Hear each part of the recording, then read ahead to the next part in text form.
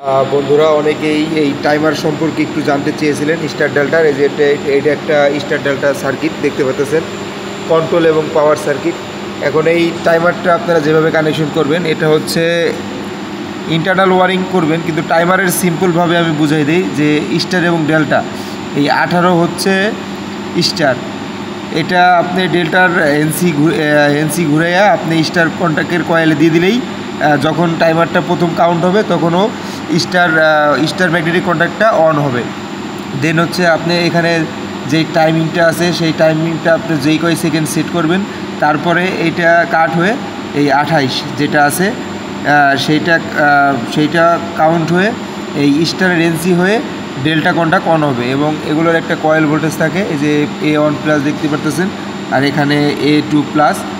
এটার coil voltage হচ্ছে 110 voltage. এবং এখান থেকে এই যে এখানে একটা কমন পাওয়ার দিতে হবে, সরাসরি কমন পাওয়ার দিয়ে দিতে হবে। তো এইভাবে সাধারণত কাজ করা হয়। এবং বিস্তারিত জানতে হলে অবশ্যই আপনাকে ড্রয়িং দেখে কাজ করতে হবে, তা না হলে আপনি পুরোপুরিভাবে বুঝতে পারবেন না। ধন্যবাদ।